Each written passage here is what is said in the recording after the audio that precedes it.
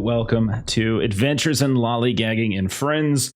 We are back, internet willing, to Alien again tonight, continuing our Cinders of Heaven campaign, chapter 4, verse 3, something or other. I don't know. But we got interrupted last time around. We only got like 50 minutes in, so we're going to try to actually get a full session in. And in order to get there quickly, let's just dive in pretty fast. So you all are a survey crew. We are on a tiny little frozen moon, very rich in resources. You've been sent out to the western coast of the continent within which your New Joy colony has established itself.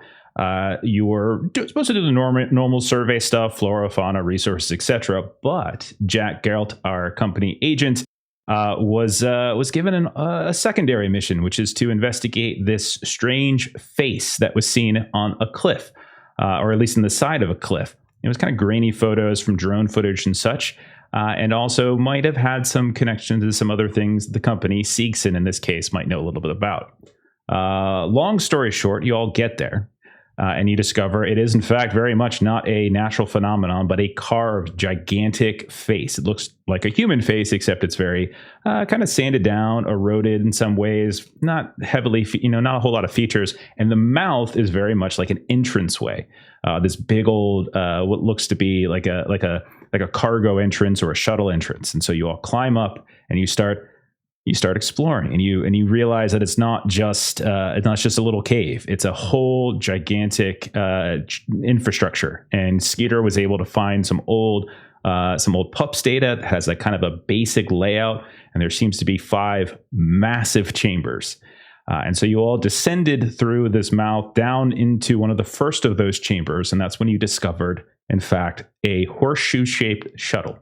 That was in the process, or at least looks like it had been kind of broken or constricted, almost like a cable of ice had wrapped around it and shrunk it like it was a snake. And inside of that shuttle was a body. Humanoid, bipedal, except it was probably 8-9 feet tall or so, maybe even taller, within some kind of big weird suit. The body was somewhat desiccated, and it was clearly not actually human. So there's a massive find. So while you all were poking around with that, you heard some kind of strange rumble in the distance back up the way you came. Skeeter, Scooter, and Jack, you went up that incline back the way you came, and you learned that the way is shut. That the way you came in somehow, for some reason, has shut. You joined back up with your crew. So Michelle, Krish, and our NPC doctor, our xenobiologist, Dr. Lena Morgan. And you all decided to start kind of exploring a little bit further. It's extremely dark. It's extremely cold. There's ice covering everything. These are all massive alien structures. Like the engineering of it all looks sort of weird. And you started to push a little bit further into this facility. And you managed to bypass one of the doors, and you got into the second of these major chambers. And that's effectively where we disconnected. So we're going to pick up right at that point as you come into this second chamber. I think it is both Scooter and Krish who have the lights. So let's remember that. We're going to play this in sort of effectively stealth mode in a way. So you all think of it in these terms. These are huge chambers. Every one of these is enormous. There's probably multiple zones effectively within them. And so essentially just tell me what you're doing. Are you splitting up and you searching and looking at things, or are you sticking together? And just remember that if you're not with a light, if you're not with Scooter, or if you're not with Krish, you're in relative darkness at that point. So let me get some music up. Let me get us over onto our little map so that people in the stream can see it. All right. And then last but not least. Yeah. So y'all can see that, right? Everyone can see the map. Okay. Yep. All right. It's not something too fancy, but it's something. Okay. So this, as you come in, all of you are roughly together, so all of you can kind of see, again, massive. Ceiling's massive, complete distance to one side to the other. Your light only goes so far. You can't even see it reflecting off wherever this particular chamber ends. The minute you come in, you come through this small hallway, you look to your right. So on the map, it would be on our left. There seems to be another doorway leading out of here of some kind, currently blocked, currently impeded. But then you notice that there is this kind of tiered mean, I described it as a ziggurat, but that was a little bit of a misnomer. More of it looks like a series of tiers within the structure. Like there's one platform and then another platform on top of it that's kind of nested, almost like there's these giant steps. Everything is incredibly dark. It's very cold. And I'll just turn to you. What are you guys looking to do? I think we should stick together. I went off by myself not very far last time we were in a cave, and that did not go well. I think we should all stick together. Sounds good to me. All right. Go slowly. So we're working off, didn't we have some pup data to this interior place? Yeah, that's why you have this map. Yeah. All right. That's basically why you have this generic map of like the big chambers. Yeah. Cool. Didn't you say there was like a telescope or something on top of this, not a ziggurat? So what you see if you kind of shine the light up, it looks, I mean, you could call it a telescope, but essentially it's some kind of, it's something hanging down, you think, from the ceiling. It sort of looks like just some sort of engineering structure. It's nothing like you all use, but it does have the kind of like circular, tubular kind of look to it that a giant telescope might have. Not that interesting going up there, just thoughts for later when people come back. I think we should keep on moving towards finding a way out. Fair enough. You don't think we should go up and see what that points to and see what data perhaps we could gather and bring back? We definitely could, but getting that data probably wouldn't get us any closer to escaping. And we need to escape to tell more people. That way more people can come back. I have faith in our ability to escape. What I would like to see is that we get credit for all of the information that we can bring back. You're not going to get credit anyway. You signed a contract. Looking up from writing his notes, Mr. Grelt is like, there will be credit, and it will be given in due recompense for who did what here. Okay. So long as my report makes it back. There you go. See? If you want credit, we got to get that data pad out of here. Okay. Are we going? Yes. Exit that this way? direction. You see that Mr. Geralt is a little old-fashioned as he's carrying a briefcase.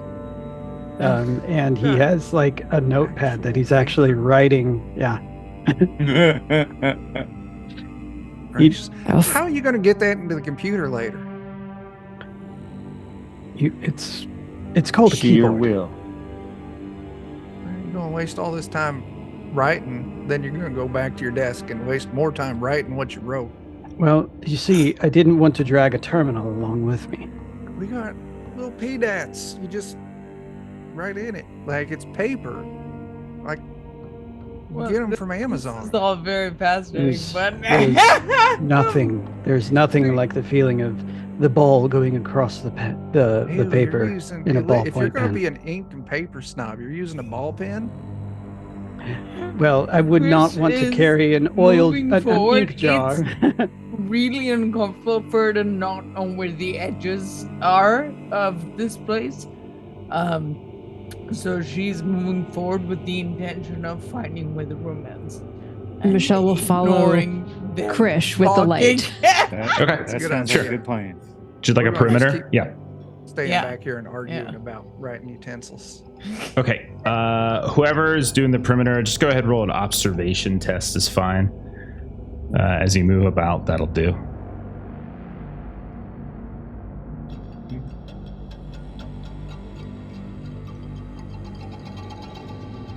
That's 2 successes for Michelle. Okay.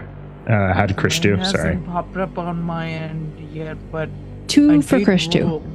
Thank you Krish got so 2 as much. well. I don't know why it isn't showing up here. Okay. And Skeeter not doing as well. Keeping it together.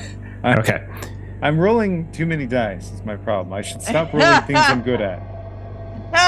That is true. That is a lesson I That think is we the way. all. All right. Don't do it. So I think 3 of. So I'll say, just for the sake of making it even, I'll say the doc hangs back with Scooter and Jack, who are arguing about writing utensils. by the entrance. The rest of you continue to kind of skirt around the edges of the room. So what you basically notice as you move around is that the bottommost tier of this tiered, elevated, kind of series of dice is that there's like these little alcoves that are built into them. They look almost like seats that have been frozen or locked into place. And you also notice that the entire wall, the exterior wall, has some kind of gelatin-like coating over top of it. It certainly seems frosted over in places, but even any kind of like just poking at it with like the side of a shoe or a stick, or a piece of equipment, you can even see that it does kind of have that slight give. You've seen it elsewhere in some ways, like some kind of protective gelatin. And every now and then when you touch it, you do see like a little tiny course of light kind of come through it, almost like there is residual power, but it's not quite cascading through. You notice that as you kind of pass by the eastern side of the room as well, that there are more of those screens that you saw when you were coming down the chute as well. You see them kind of these kind of screens popping up here and there, and some of them are broken, some of them are intact. None of them seem to be functional currently. And then you see on the uppermost portion, when you shine the light up towards the top of like this tiered dais, and like each of these tiers is probably a good 6 feet high or so. It's like a big step up. You occasionally see like these half steps that might launch a very tall person up to the next step. You see what looks like different control systems. These, I would say, almost like these chiseled faces on the backs of some of these technological desks at the very top. As you're passing by, you would notice that every single thing you see, to some degree or another, is encased in some sheath of ice. Some of it very thick, some of it very thin. And you notice in the southeastern corner, as you get all the way down to the southeastern corner, that it looks like there was once some kind of hallway here. It looks like the entire structure has suffered some kind of collapse, as like the wall itself is bowled out a bit. Like you can see it just sort of almost like the gelatin itself has taken some kind of push, and things have collapsed in the southeast corner. You haven't noticed like any movement. You haven't noticed anything living in here. Everything has this like very tomb-like quality to it. It just doesn't really feel like there's anything particularly alive. Those of you back by the door, so those of you who are back by the entrance, so Jack and Scooter, and then you would have the Doc with you, Doc Morgan with you. What are the two of you doing? You are correct in that the ballpoint pen is just the worst when it comes to pens, but it is superior in regards to dragging a stylus across a screen. I mean, we weren't talking stylus versus pen. We were talking pen versus pen. They're leaving, right? Yes, we should catch up. I think do we want to catch up, or do we want to loop-de-loop the other way and meet them on the other side? I have one tranquilizer dart in this gun, and I'm not even sure it would work on something so large if there are them here. As I point to the shuttle where we found the body. I don't know if you noticed, but that thing was dead as hell, and this Yes, it place was. is kind of frozen and super dusty. I Yes, don't it is. imagine any of them are still kicking around. Probably not. And if they were, when we done, messed up things in the other room, it probably would have heard it. Probably so. Jeff, I'm so sorry. I do have a question about the ice that just reminded me. Is there a way to tell if the stuff has been kind of recently entombed in the ice, or has it been encased for a minute? Do you have? That is a good question. I don't even know how to look for something like that. Survival tech or survival test, maybe there's something you can glean about, it's like a thickness, maybe, or something like if that. it keeps expanding, or I'll roll a thing and see. Yeah, one success. Yeah, one success. It definitely seems as though this place has been encased for quite some time. Like, you don't think this is anything recent. While there's like shavings here and there, like the floor especially feels like it's almost slippery as you move about, and you don't really see, like, it's gotten so white and foggy over time that you're pretty sure it's been like this for quite a while. You do notice, though, that there are these like crisscrossing, much like the entranceway, like these cables, like these chunks of ice. They just looks like tubes here and there, like crisscrossing over the walls and over by that collapsed section in the southeast corner. That has like that seems a little bit more transparent. Like, that seems a little bit like it's more recent, maybe.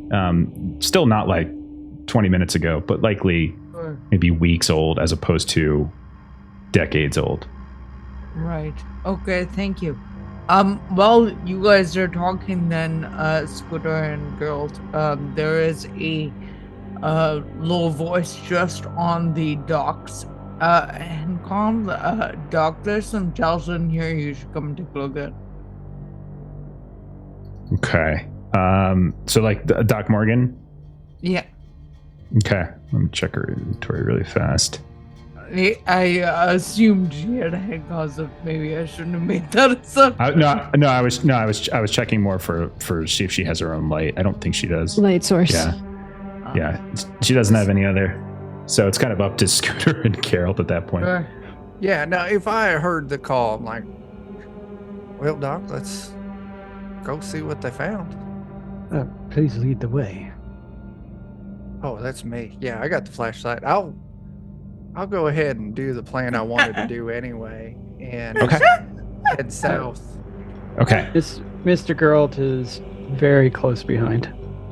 Okay, perfect. And then what I'll say is, for the three of you, as you're heading south according to our map, along the western side of this series of tiers, one thing you notice off to the western side of the room, is that there appear to be some kind of like mid walls, like they're freestanding, and there's two of them, and they're quite large. Like, they're at least a good 30 feet in terms of like 30 feet width, 30 feet height, because the room itself probably has about a 60 to 80 foot tall in some places, and then over top of the dais, you can't even see the ceiling. But you can see that, like, there's again all these different displays here and there, but you can see they seem more specialized in some way. One or two of them you notice actually has like input. Like, you can see there's something that's supposed to be input, like there's like sockets for like some kind of equipment to be placed into it.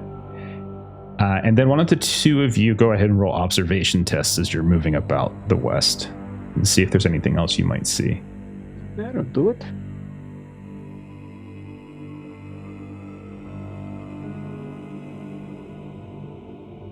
Two. Okay. 2 Wow. and 3. Okay. I will. A few things you notice. First, like, as you get kind of close to one of those things, you do notice that there is some sort of mechanism on one side that when you get within about 5 to 10 feet of it, you actually see movement, as if there's like an automated response. Because you've seen evidence that there's like a very faint bit of residual power kind of funneling through some of this tech. But you see this like nozzle try to turn in the ice in your direction. It almost looks like it's catching your motion. And you see like this sudden burst of light pop up within some of those paneling, as if it's kind of tracking your movements. So that's one thing you see. And I would say it probably doesn't instill a great deal of, I mean, it's kind of creepy to look at. The second thing is you notice in these kind of octagonal corners on the west-hand side, you see these massive, not unlike what you saw outside on the cliff face, you see these chiseled stone faces. And they look different. They look different than the one that you came in from outside, and they look different from each other. Like you can see one appears to have like very pronounced brow, and you can actually see that there almost is, you're not sure if it's like wrinkled, weathered age lines or if it's some kind of like pattern on the forehead. But you also notice that the mouth itself is more like pursed lips in a way. Like you can see it's kind of creating like a facial expression.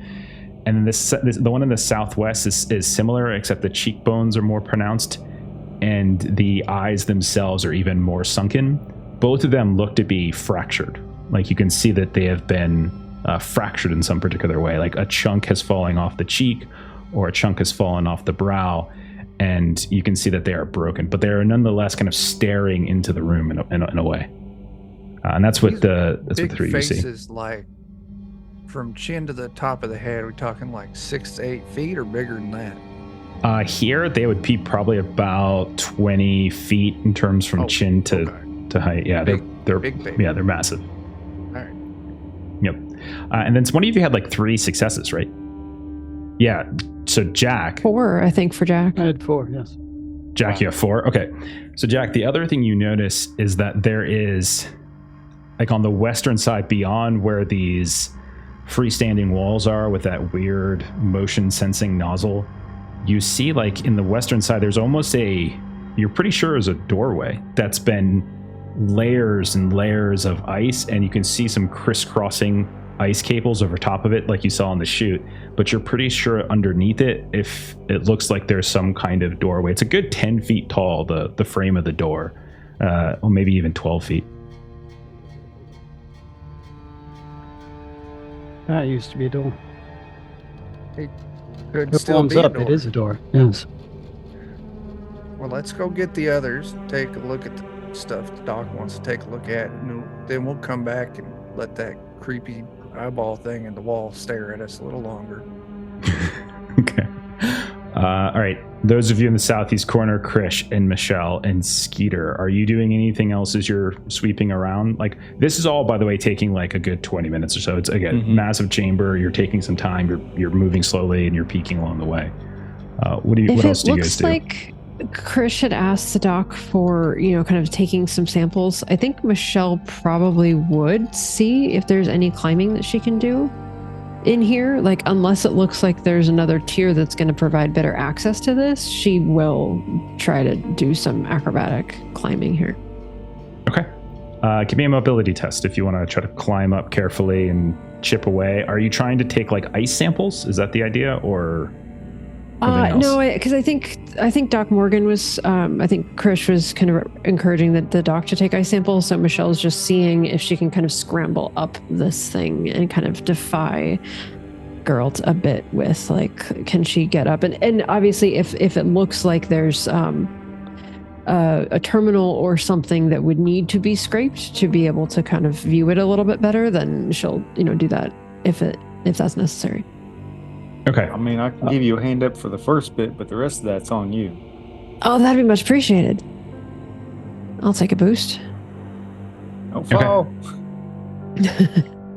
I rolled 4. 4 successes. Nice. Michelle, you honestly start finding very clear handholds and footholds. Like, Skeeter gives you a quick boost and you kind of get up like a good 7-8 feet, but then you find it really Spider monkey. not difficult at all. Yeah. And one of the things you notice is, again, the walls here are going up 60 feet or so, if not more. But you do realize that once you started to get towards the top of that, the ice seems a little thinner.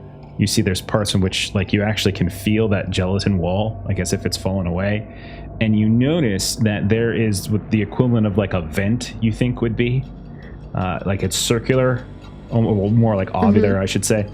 And it's more than big enough for a person. You would imagine this is, like, considering the body that you saw in the shuttle, if this is some kind of like personal kind of vent, it would probably fit that kind of person. And you can see it's there. It's broken away, like the covering to it has been crushed and collapsed in some way, but you see it popping out of the side. It's becoming harder to see since Krish's light only goes so far, but you can certainly see the edge of it. I would say that Michelle would do what she can to like if it's an issue of sort of like grabbing it or knocking something down, if she needs to kind of like take the parka off and sort of like make a knot with it, if that's something that would help, since she's not as tall as the other individual, to try to kind of reach this thing and kind of pull back any debris. You can get up there, no problem. You roll 4 successes on your climb. So like if you want up there, you're up there. It's just you start to lose sight. Absolutely. Okay. You climb up and you can easily peel away, and like it'll fall. And so those of you below, so Skeeter and Chris, you just see something rattle. And I would say Scooter and Jack, you hear this echo and throughout the chamber. It's extraordinarily quiet in this place. But you do have access, and it looks like a crawl space.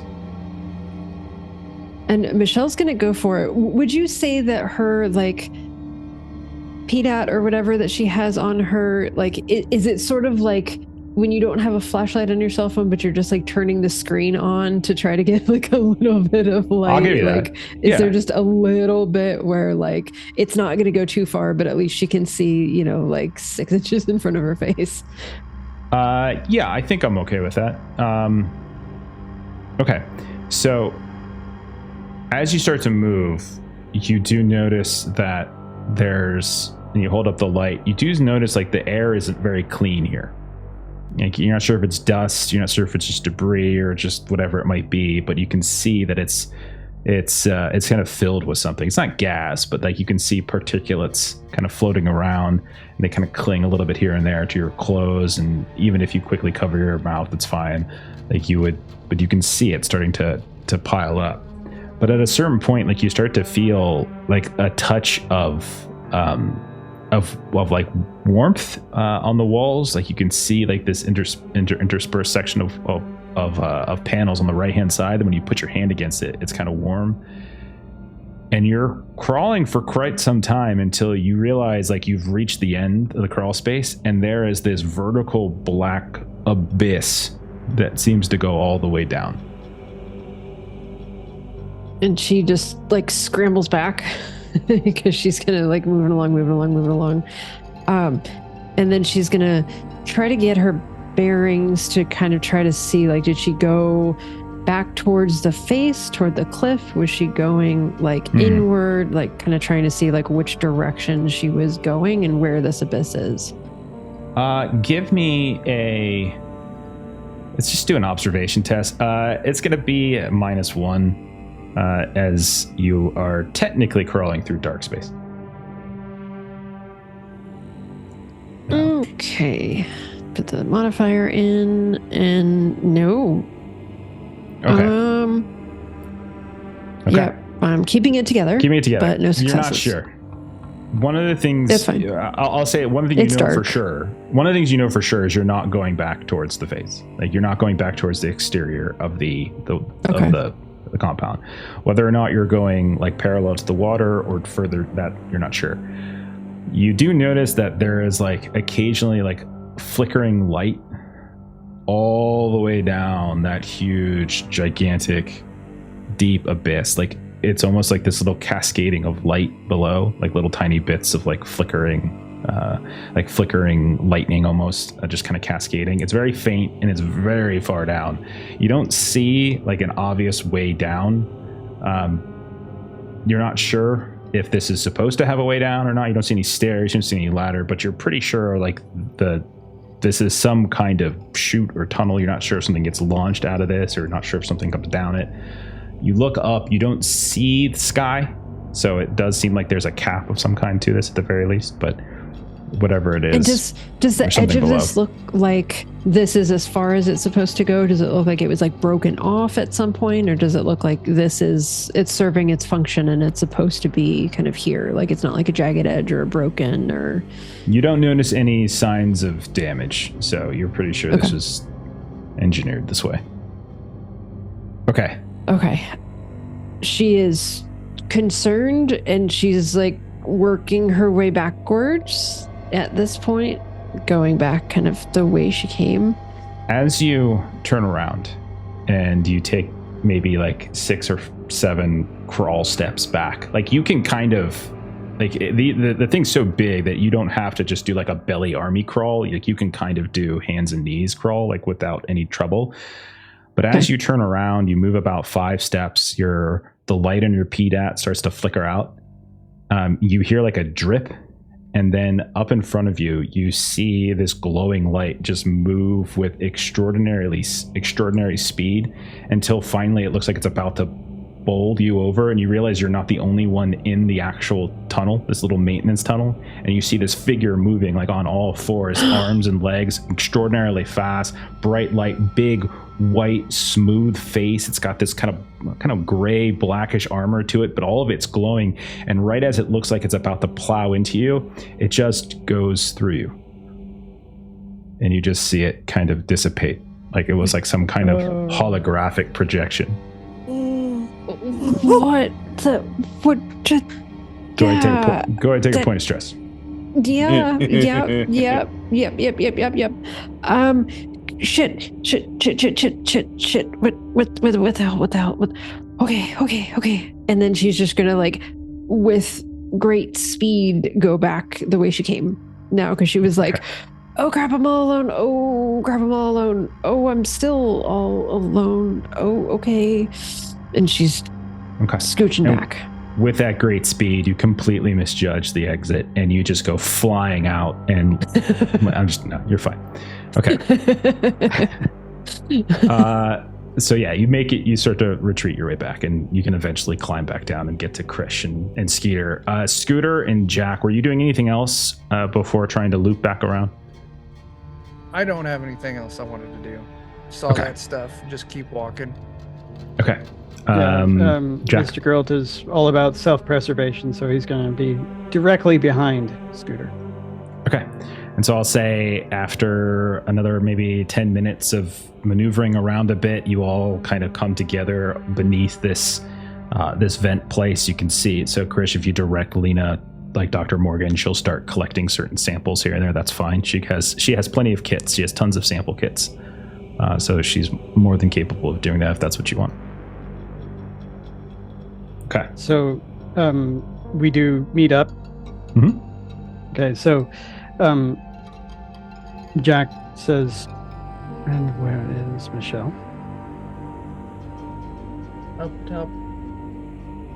He looks up, he gives a slight smile, and then that's precisely what we shouldn't be doing.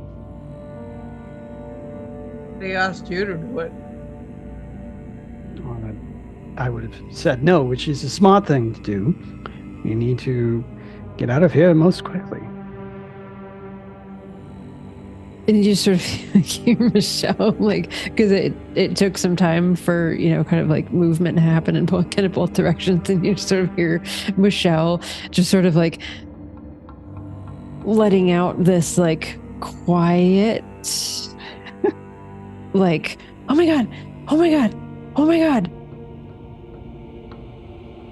You all right? Skeeter, now. Mm-hmm. Boost, catch.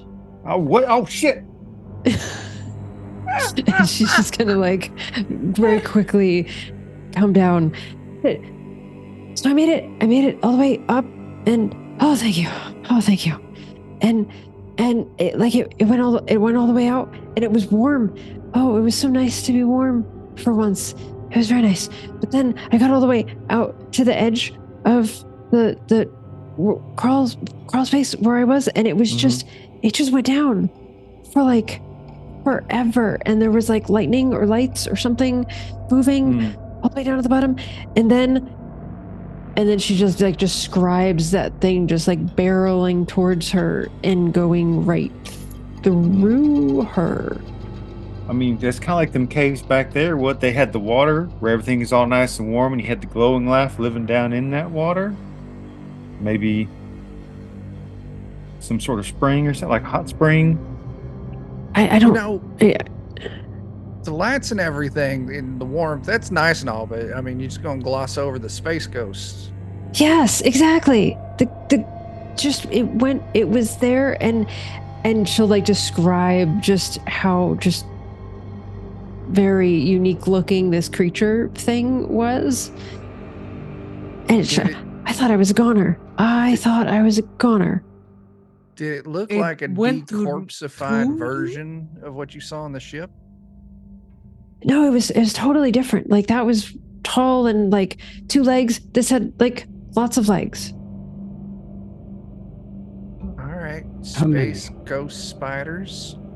We're Did it improving. seem like it was going to attack you, or did it just go through you? As you guys are talking, you see lights begin to flicker on.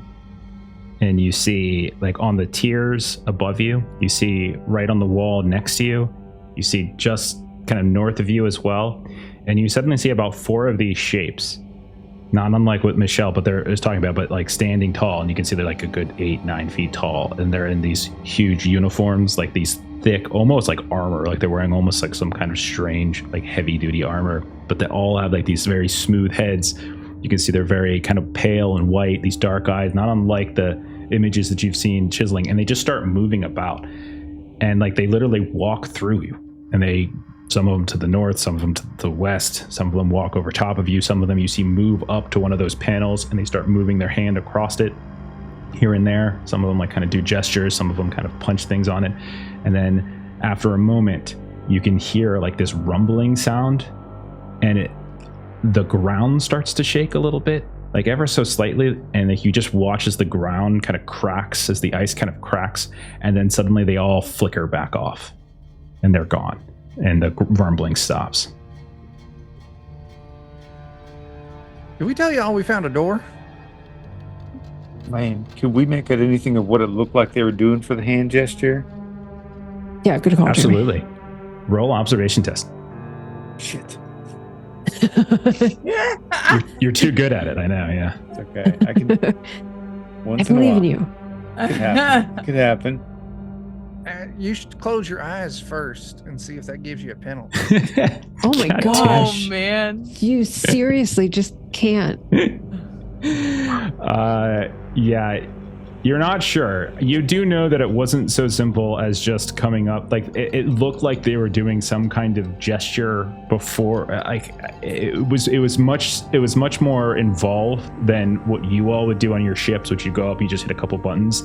It definitely looked like they were doing something more, and there was something about the hologram itself that was kind of moving in a way.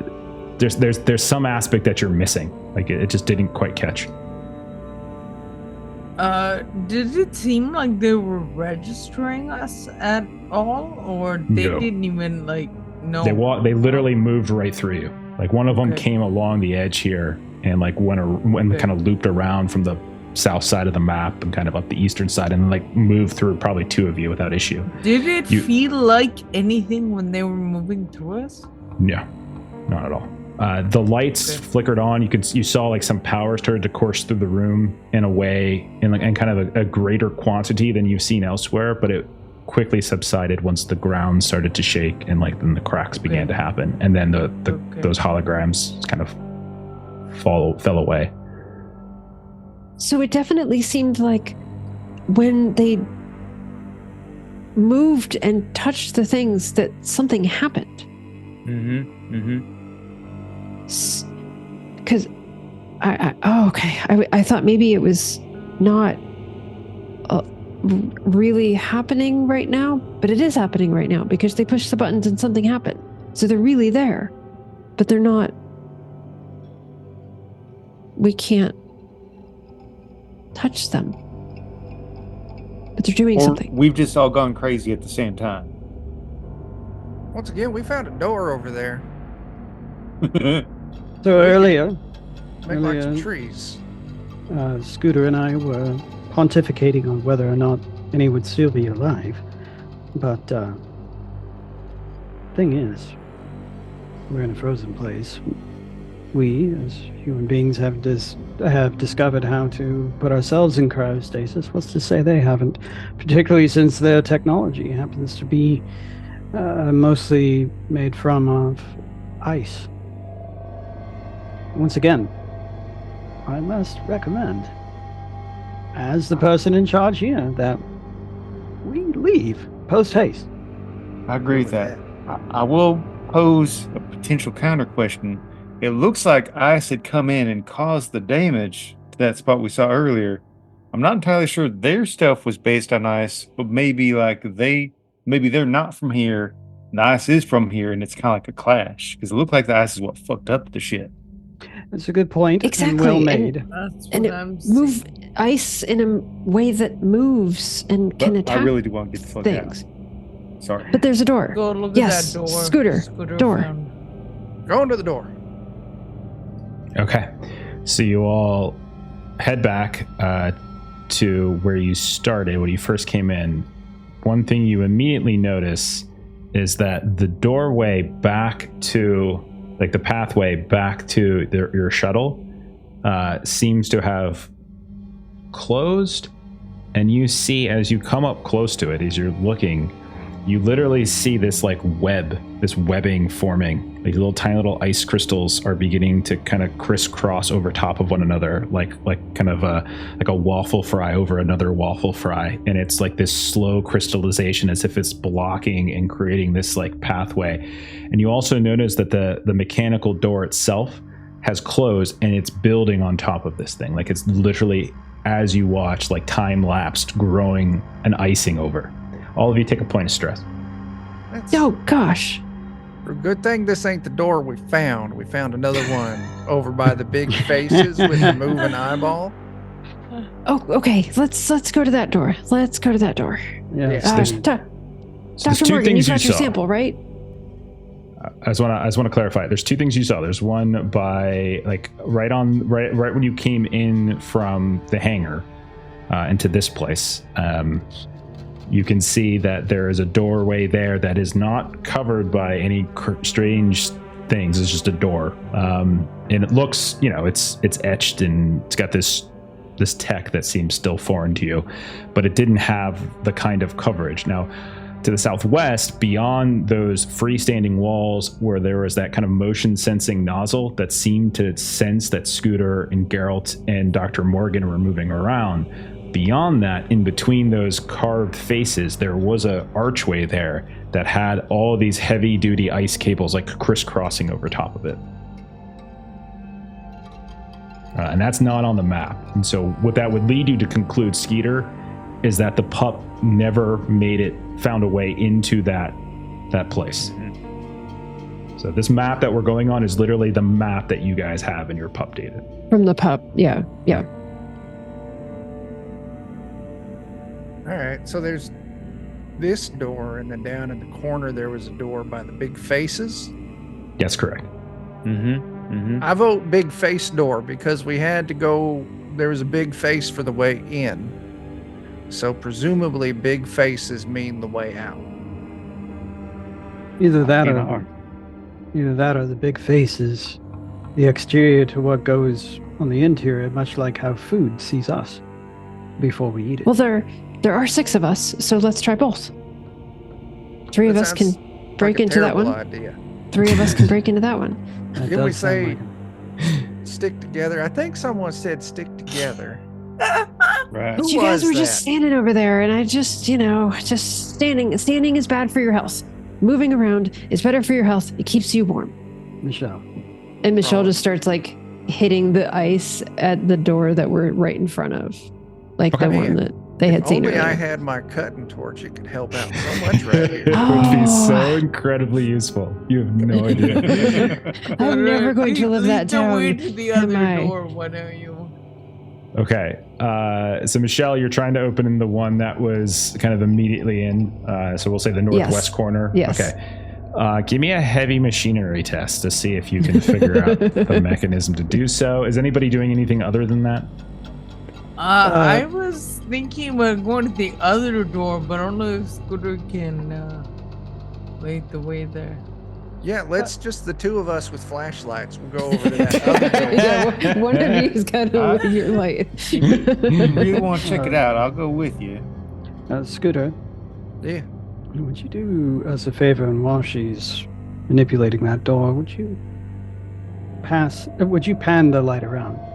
And Jack's gonna try and keep an eye out because he is super confident in his ability to see space wolves when no one else can't. So maybe there's other things that only he can see, because for some reason he's been chosen. He's the Jack. chosen space Chosen. whisperer. Jack, give me an observation test as you do Okay. that. And then Scooter or Krish, were one of you actually going down to the other door? I wasn't. Okay. I just want to make sure. Okay. Jack, you don't see any space wolves. So that's the good news. The bad news is that you do, as you're looking around, you swear you see something moving above you, somewhere in the dark recesses of the ceiling. Now, the ceiling is like 60 plus feet up. So it's extremely high cavernous chambers here. And you swear you see something moving. And whenever you get Krish or Scooter to flash a flashlight up there, like the light never quite gets all the way up in a way that would fully illuminate it. But you're pretty sure, Jack, there's something moving, no doubt. What it is, I don't know. You only got one success. There's something above us. Listen, let's just pretend that sentence didn't happen and continue focusing on getting out this door right here. And Chris is looking up with her like, Okay. Shining up, looking. Okay. And it's around that point where you hear the sounds of like machinery starting to thrum, and you look over and you see that Michelle somehow has figured out with her, I think it was 2 successes on your heavy machinery, because you have Somehow, 8,000 yes. stress dice. Actually managed to open it up, and you do see, like, when I say open it up, I don't mean you pry it open. I mean you see that there's like paneling, there's some kind of input, and you just kind of almost mimic some of what they were doing in the hologram, and somehow it works between you maybe cursing at it and touching it and whatever. Suddenly the door opens, and you all see, for those of you who are looking through, there is a corridor. The corridor is probably about, in terms of, it's maybe about 100 yards. It's like the size of a football field. And it's this long corridor with these series of essentially like bulkheads along the way. It's like, again, it's all kind of domed, almost arched in some ways. In terms of width, it's probably about 20 feet in width, but it's got this very sharp point up top. You shine your light down it, and as you do, whoever does, you see little tiny things starting to skitter and scatter and then like disappear from the light. How tiny? Like crab tiny? That's not a bad guess. Like the crab tiny for the crabs we're not supposed to touch because they're like poisonous and stuff? Certainly less than like the size of a fist. Peter, that helped when you were looking earlier, and I know you didn't think you'd figure something out, but it really helped me when I was opening this thing, so. I like to surround myself with people smarter than myself. Good on. So Michelle kind of like looks back to Scooter, and Michelle kind of goes in and hopes that the light follows her. I looked to Mr. Geralt. Is that the exit? It's a hallway, which is more It's of a an door. exit than this room is. That's open. This room where you said you see things climbing Yeah. on the ceiling. And this is the one what the pup didn't see before. So that means it's been sealed. And that's why there's space Oh, no, crabs did I in have that here. wrong? That's the southwest one. Yeah, this one. This one you actually have the pup data. So like, Okay, the my one bad. she opened is right here. No, it's all good. So like you can literally, you should be able to walk through that little tiny corridor right there for you Okay. guys on the map. Well, Doc, lead the way. Unless, Mr. Geralt, you had something? This is not a good idea. As he's clearly Michelle is smiling, through the door like, and anyway. not hiding it. He looks at you, Scooter, and he nods like he's proud. Very proud. Oh, I didn't do nothing. I don't like this. This is how you get raises and promotions. I can't go over right there. Okay. If you need me to move you, I can move you. It's fine. I'll just put you all in the little corridor, if that's all right. Okay. Yep. Yeah, Don't worry. I think I managed to put myself. We don't need to be into the too corridor. precise. Yeah, we don't need to be too precise about it all. Okay, so basically, what you see in here is again roughly 100 yards. It's like a very lengthy. Actually, that's probably overstating it. More like 100 feet. I got my measurements wrong. About halfway through, on the left-hand side, you see this large double set of doors. Like you see, it's almost, again, they're all kind of got this curved top to them. And along the way, on the right-hand side of the corridor, and so the northern side, if we're looking at the map, you see more of those faces that you've seen before now. And they're kind of on this angle as if they're looking down on the corridor. So if somebody were to be walking through it, these large, and they look chiseled. They look like they're actual stone. They don't look like metal. They look like something that's here and that's been carved into it. They're kind of looking down, and their faces, again, they look different. They're all similar in the sense that they're fairly featureless, smooth, but you can tell like the nose shape is a little different. The brow is a little different. The cheekbone, the chin, the mouth, something about it is slightly different every time. And there's two on either end. One on the door when you first come in, you look up and you can see it kind of looking down at you. Another on the far end. Michelle, when you get to the end of the corridor, you realize that there is another one of these doors. It's kind of busted. It's locked. You kind of have to start fiddling with it too. But then Skeeter, right to your left, right below you, you can see that there is some kind of double door. Now, one of the things you get, Skeeter, from your pup data is when you look at it, and it's hard to do it here, when you look at it vertically, you think that this right here, this door you're standing next to, is a vertical shaft. And you think it goes down. You look up and you can see, much like that little vent that Michelle climbed through, you see another one of them, maybe about 10 feet above the top of the door. And you can see again, there's this huge entrance port, except whatever vent covering was over top of it has already been ripped. And so there's like this opening right up there. You would guess maybe the pup went through there and somehow found its way down through this vertical shaft. Oh, this here shaft goes down, but it also goes up, and I got a feeling the pup what came in through up that way. If we get real desperate for a way out. Well, I certainly hope we don't need to go in that direction, but I'll see what I can do with this door over here. Just try to do the same thing she did before. Heavy machinery.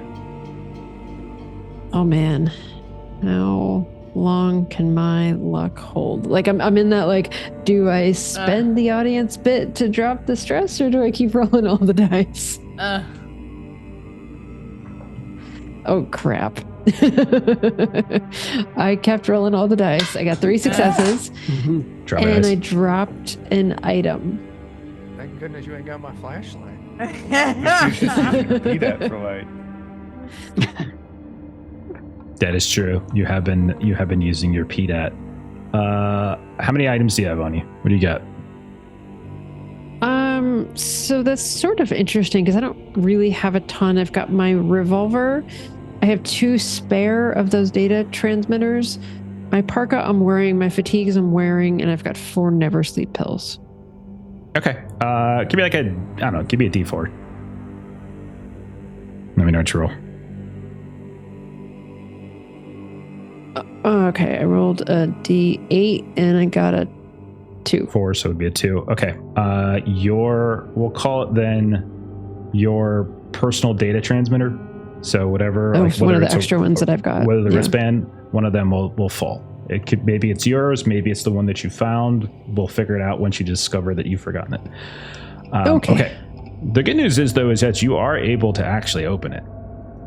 3 successes. You are able literally mimicking what you did. You find yourself first like doing the physical with your hands and like kind of punching stuff in. You see these little tiny vague fluctuations of power coursing through some of the gelatin coated walls and such here and there that also you can barely see it sometimes because the ice almost seems to sort of constrict it. But you realize after just doing the physical that it's not working, and then you just start cussing at it a little bit. And then you put like the punching of this and that, like little buttons and moving, and that works. And you see it opens up. you gotta talk to it. Yeah. Like you gotta. Password is come on, you motherfucker. Scooter and Jack, can you both make stamina tests for me? Okay. Oh dear. Okay, Jack, Surprisingly you're good. good. Okay. Okay. Oh, I got a success. Oh, and that's I a drop lot an of item. days. All right. So yeah, give me. Let's see. What do you got for stuff? Your Scooter, right? Yeah, I've got 3 items left. I have 4 if you count my liquor. Let's go. Because I don't think you would drop your parka. Yeah, go ahead and give me like, and I think everyone would notice if you dropped a flashlight, so that probably doesn't really make sense. So We would. You Give me want like my a maintenance jack 50-50. or my liquor? Yeah, Yeah, let's that's what I roll was a gonna say. D4. yeah, Yeah, me 1 to 2 50-50. is the jack, 3 to 4 is the liquor. sounds good. Manage jack's pretty That's- big, but it's possible maybe you just like as you're tying a shoe or something, you just leave Sure. it. Okay, That's the liquor. the liquor. Okay, so you just leave the Ripperoni. liquor. Liquor falls, but no. it falls in like a small little tuft of like shaved ice, so you don't quite hear it shatter or bang. It just kind of drops softly. However, Jack and Scooter, both of you feel suddenly kind of warm in places. Like you feel these like random hot spots on your body here and there. And not only that, but like you feel a touch of like energy, like you're feeling suddenly cold at the same time. So it's like this intense heat followed by like this lethargic cold that overtakes you. You're able to shake it off and like the effect doesn't last, but it is pretty intense. Like there's like this intense feeling of it. And there's probably like 4 or 5 different spots on your body like that you just suddenly start to feel it. Last time that happened to Adam and I, we were at Gen Con and we both thought we caught COVID. Yeah. We got Well, this is going to be space flu. awkward. Yeah, you guys might Yeah. have space COVID. So at that point in time, Jack is gonna be a little bothered by this, and so Sure. he's gonna go to what he knows, and he's gonna pull out his Employee of the Year award, like tiny little plaque that Gotcha. he has. That, Personal item. yeah, he's gonna look at that and kind of calm down a little bit. Okay, clear some of your stress. Gotcha. Mm-hmm. Okay. Michelle, meanwhile, while Michelle's doing was this. just like cussing at the door, and because she panicked with this, and so I feel like she doesn't immediately recognize that the door actually opened because she was just like doing the movement and it didn't work, and then she's just sort of like flailing around and cussing at it, and so like someone else might need to tell her that she actually succeeded at opening the door because she's losing her shit. I think you got it, Doc. I didn't freaking get it. I'm doing the same shit and it's just not freaking working. It's not. I'm doing the stuff. And it's just not. Michelle, No, I'm pretty What? sure you got it. Michelle, you're doing a fantastic job. What the hell are you, what are you? And then she finally sort of looks up and is like, oh shit, it's open. Mhm, I ain't mhm. feeling so That's good, Mr. what I Gerald. said. Terrific job. What's the matter? Scooter? Did you say you're not feeling well? Yeah, like I had a hot flash and a cold flash. I think You it's the too. space flu. Oh, I don't like that. Yeah, you might be getting menopause. I'm going through the changes. Everybody take a point of stress for that in real life, including everyone I listening. can't take it anymore. I'm just trying to lighten things up. I'm sorry. It would lead you to ponder whether or not we get women a pause. Oh,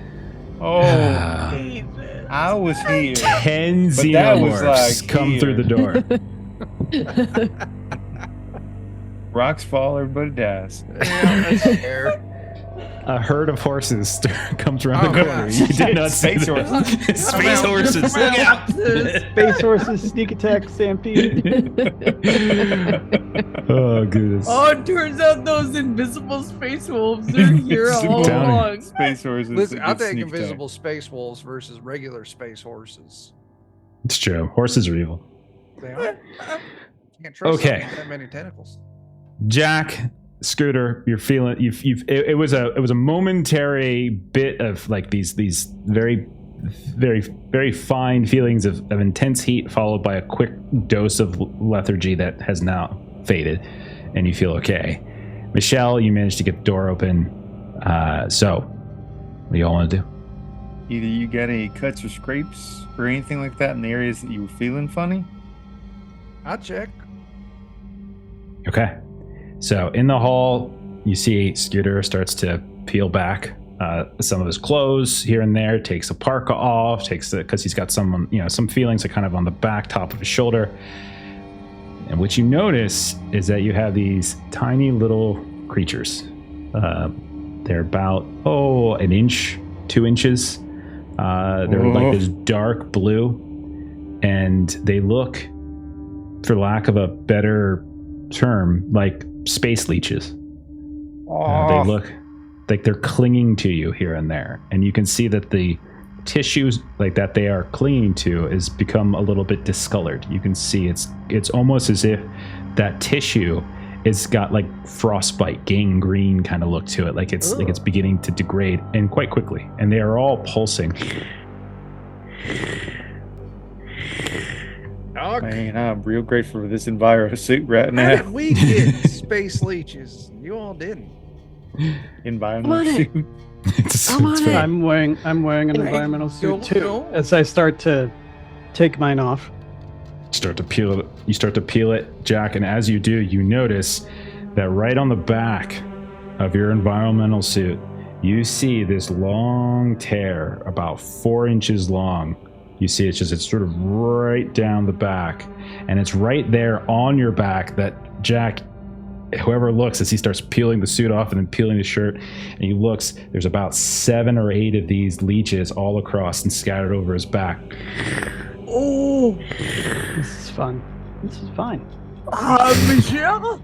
I know this is gross, but let's put some of them in a container for the doc. Yeah. Doc. I mean, we gotta. And she's looking at Morgan. Doc, Yeah, can you... she's already taken one off of Scooter. Like she's got like some like piece, so some like tweezers that she grabs and yanked off, and it hurt when it did. It, by the way, it felt like someone just put like a blazing, like a blowtorch right against your skin. It goes away quick, but it feels like ridiculously hot as you yank it away. And then she's kind of looking at it, and she's very fascinating. And then she pulls Hurry up up, a there's little. more. Oh, I'll take a couple. And then she just you can keep the them rest. all. Looks No, like you can- Jackie Boy's that's- got a bunch, Doc. Michelle. Oh, I got Mr. him. I got Garrett. him. And so Michelle is just gonna just Start smacking kind him. of pretty much just Drag him like- down. Okay. I do got one Michelle, request. and Chris just like reflexively like taking a step back, being completely disgusted and horrified by this. And Michelle's Mhm. panicked, and so I she's am just not. like literally just like going down the line on I don't Jack's want to back, even just like They're not hard accidentally to- touch one of those. Yeah, they're not hard to take off, but they hurt every single time. Like every single time, it feels like you just get a touch of a blowtorch. Boom, Ow. boom, boom, boom. Ow. Ow. And I got one request though. If we don't make it back from space slug poisoning, I would like to request that these things be named space skeeters. that sounds like a note for Dr. Morgan. Dr. Morgan. space scooters. Sure, we'll call that Space the skeeters, colloquial not space name. scooters. Space skeeters. Skeeters. Hey, because I suck. Yeah, Jesus. Okay, but they were on you, Scooter. They Yeah, weren't that's fine. on- Listen. Well, they could be on Skeeter. We just don't know.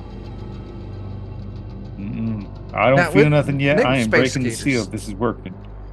You don't break the seal. Yes, don't. Mr. Girl, you should be fine now. You should be fine now. All of them are gone. Thank you. You're very welcome. Yeah, this will be We gotta go in quarantine when we get back. This will be a commendation for you. Yes, definitely. We don't want to get more of these space scooters to spread around the colony. We don't know what kind of terrible diseases these things might carry. It's quite possible the two of you have already concocted something quite terrible. So. Yeah. If That's a there's problem any for on another the ground, Grish is like stepping on them. Oh yeah, and Like- they squish easy. Like it's not like they're hard to Yeah. kill. Like each time you just squish and they pop. You know, and you see chunks of blood, like blood from Scooter and Geralt, just this squirt is out. So I disgusting. don't figure. I could use. We should go back and get some cookies. Cookies sounds real good right about Grish now. is like visibly disgusted. Here's one more, Krish. And Michelle Oh, throws the last one at ew. you so you can like step on it and crush it. like ducks out Okay. of the way. Okay. Mr. Geralt, I recommend that you get redressed as quick as possible. And I will see if she's got some type of. Can I cash in some audience bits or something for somebody's got to roll a duct tape or something? No. Damn. That's fair. Okay. Can I I roll don't a know what to heavy do machinery about the test holes. to duct tape his suit together? Do you have duct tape? I've got a tool belt. No. Oh, well, there you go. That's fair. Listen, we're just doomed to get more space slugs. There ain't nothing we can do about it now. Don't worry, there's far worse in here. Ah, Oh, good. I suddenly felt a chill. I can't wait to get out of here We and go really back should to go. just mining for ore. So that door's open. Mhm. yes. Okay. Yes, Do that's you right. go inside? No one's going inside. Everyone's been pulling Michelle leeches off goes in the people. door now Yeah, that let's- we're Okay. done with the leeches. You can go ahead and Make move like a yourselves in. tree. Okay. So Do they? you can sort of slide yourselves over. That's fine. So when you come in, you first notice that immediately to your right, you do see that there is what looks to be like an iced over door off into the northern wall. You would look at your Skeeter. If you look at your pup data, you're pretty sure this hall goes back towards the hangar, right? But it is kind of iced over at this point. So the second thing you notice as you first come in is that there is all manner of machinery in here. And again, we'll assume that like the first maybe quarter of the room you can see, and like trying to view the far edges are a little bit more difficult. You notice what very much looks like tanks. Like you see these large tanks, these small tanks here and there, all of which are kind of frosted over to some degree from a distance that you're looking. But they're like these cylindrical, you're not sure if it's glass, you're not sure if it's some kind of plastic, whatever it might be, but there's definitely some kind of tanks of some kind. And all of them are scattered around. You do see a few are breached and broken, but some are still intact. And there's all manner of this very odd, almost like organic looking machinery in the way it's grown around it or the way it seems to synergize with some of the displays. And you can see that same gelatin coating that you've seen on the walls here and there is starting to coat some of the machinery around here, like these consoles that are coming up at the ground that honestly to all of you, they go up to your foreheads. They're so tall, they're literally up to, like, you have to kind of stand on tippy toes and reach up to see them. But everything is kind of cluttered and scattered. It looks like, first of all, it's been like something has scattered through it, or it's in much more disarray than the rooms you've come through before. And you also notice that pouring out of some of these broken containers, it looks like there's various bits of like flora and fauna in various stages of like frozen, like some of them completely frozen over, some of them partially frozen over. You probably get the sense that like there's some sort of stuff that was being stored here at one point. Michelle would want to go take a closer look at one of those areas, see if there's, grab a little bit of a plant, try to look inside one of those. With the flashlight to help. Oh, yes, thank you. I just forgot that I need the light. Yeah. Okay. Sorry, one second. Just moving some stuff over so the screen can see everything too. Michelle always moves a little bit, stubs her toe, and then turns back around. Okay. Light. So what you can see immediately, it's kind of to the southwest of the door as you come in. It's this, again, very similar, like a circular dais. Everything's kind of elevated a bit. but you do see, much like when you're moving around the other room, like there are these steps halfway through, where like one person could just take one giant step and like go up to the next levels. These like circular structures, or somewhere you can kind of step on top of. And that's where you see surrounding them and almost kind of creating like a spiral in some ways, all those different smaller storage tanks or sampled specimen containers, and some of them are fractured, some of them are intact. So what are you doing, Michelle, as you come up here? She was wanting to see if she could kind of help to, kind of grab any of those samples. And then you said it almost looked like they might have been kind of eating or kind of going to whatever had been inside. And so she wants to kind of see if she can look at whatever had been inside one of those smaller containers. Okay. Give me an observation test as you do that.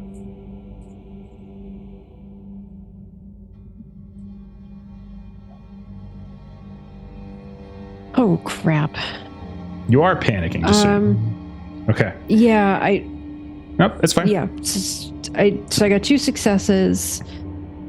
But, my action failed because my panic hit 12. So well, this is what's going to happen. First of all, you climb up here, you start looking at some of these things, and you notice as you're moving around that there is in one of these canisters, one of these containers of some kind, you can see what looks basically like one of the wolves that you have all collected. It's bigger, it's huskier, it's almost got like spikes coming out of its back, and you can see it's kind of frozen in this state of like erupting out of this broken specimen container. And as you kind of turn to look, it's tilting its head and almost looks like it's about to leap on top of you, and just that moment as it's frozen in time causes you to scream, which means everyone who hears her, so all of you, can go ahead and make a panic roll immediately, as the last thing you saw was Michelle climb up onto this dais and freak the hell out, and now she's screaming like crazy. Okay, panic. So oh my god, oh my god, oh my god. Oh my god, oh my god, oh my god. Oh my god, oh my god, oh my god. And as Michelle, as you're up there, oh my god, you hear this crack, or maybe you don't because you're panicking and screaming so much, and the thing falls on top of you, and you're just pinned underneath this like frozen wolf-like creature. No and damage, but I'll say you're screaming. Pinned. Yeah. What are the rest of you doing? It looks like Skeeter, you're trembling, but you're okay. You're having some trouble. It's getting a little nerve-wracking. Scooter freezes. Yeah. So you're just by the door. What do you got? Mr. Geralt's gonna go and start to go just, is her medical bag in a place that I can reach? It's on her, I would imagine. So yeah, like if you climb up there, sure. Okay. He goes up there, immediately gets into action, and looks through her medical bag to see if there's anything that could help this situation out that he would know of. He's not a doctor, so. You do find some pills. What are these? We need to get you out, but we need you. She's like screaming and trapped underneath the thing, so I'm gonna say probably a no. Are they marked at all? Putting her gun down and going to go like push this thing off of Michelle, and just says behind her to whoever is listening, I need help. I need someone to help me. Mr. Geralt goes to help. Okay, so the two of you are able, and this thing is frozen solid. And you can see that not only is it frozen solid, but as you knock it over, only its kind of torso, like the ribs all the way up to its head, which look familiar because you've captured one of these. You have a corpse of one of them in your rover. It looks similar. This is bigger. This is much bigger, in fact, and it has like spikes coming out of its shoulders and out of its back, like almost down the spine a bit. But you do notice that like everything below the ribs seems to have been torn and wrenched in some particular way, and like nothing beneath it looks to be even remotely recognizable. It's like this soup, this goo, this ooze that seems to have frozen over in this hideous soup. The two of you can take a point. Actually, the two of you can take a point of stress just from seeing it, but you push it off and just drops, and maybe it crashes down the side of the dais. And then either one of you could do this. Krish or Jack can do this. If you're looking through her meds to try to figure out what can work, give me a medical aid test. Either of you can do it.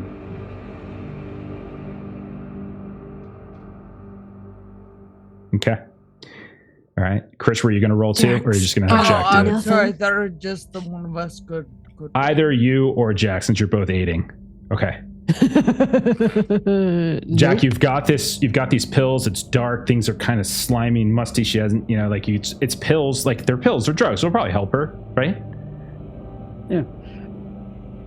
You need me to administer this to you. Are you okay? And she's just still freaking out. So you're just gonna have to give it to her if you think it might work. Man, if you ain't sure what you got, I got nap relief. Why? What is nap relief again? It reduces your stress. Yes. So I'm a firm believer in self-medication. Do we have anything to drink? I think nap relief is an injection and never sleeper pills. Oh, okay. Yeah. So yeah, I'll take it and I'll just jab it in her. Okay. So like Skeeter, I think you had the tremble, right? So your hand kind of trembles as you hold it up and like from the ground, and like Jack's up on this dais and grabs it from your hand and then jams it into her. Okay, fine. Otherwise, you're going to give her never sleep pills, which actually would have increased her stress. Yeah. Yeah. That would have been amazing. Yep. Yes, it would have. Okay, Can I take an audience dice to reduce my stress by one while we're on the subject? Yeah, I think that's what we're using them for, right? Thing? Isn't that what we're using them for now? Because I don't think we're using them for dice additions because it gets too complicated. Yeah, that's fine. Yeah, so nap relief will bring me all the way down to 0. Nice. I'll use an audience dice to take me down from 5 to 4. Thank you. Mr. Geralt, were you about to give me a pill? I asked you what they were. When you didn't respond, I didn't know what to do. Thank you for not giving me the pills. Keep you awake. The shots calm you down. Pills keep you awake. Noted. And I hand them back to you. Yeah. That was okay.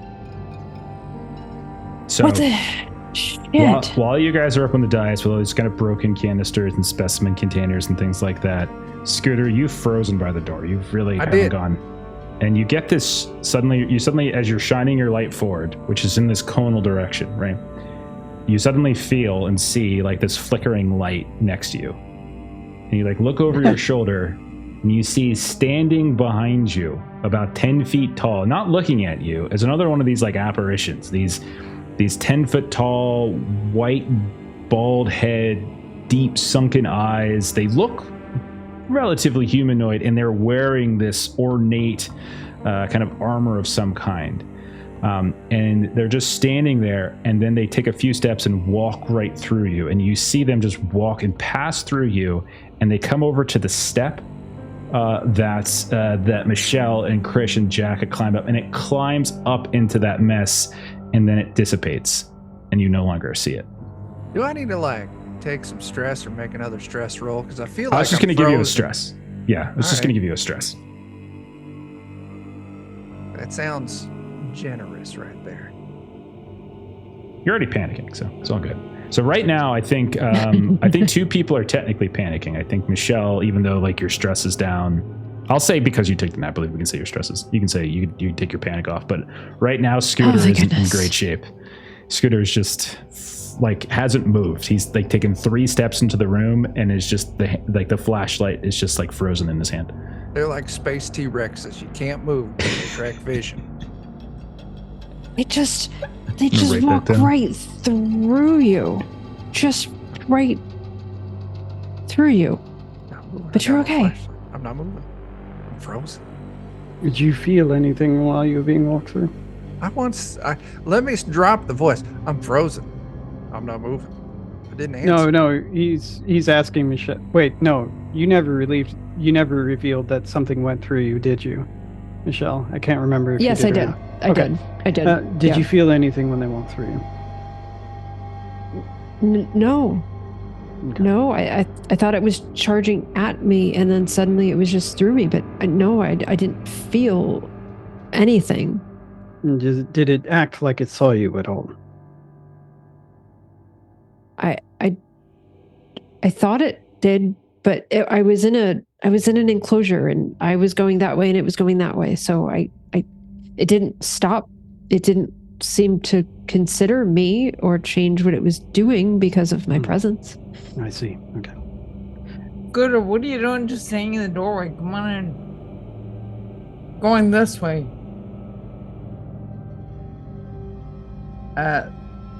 Scooter? Scooter, maybe you should go check on your brother. Hey, man. So if you stay behind, that's when they come to get you.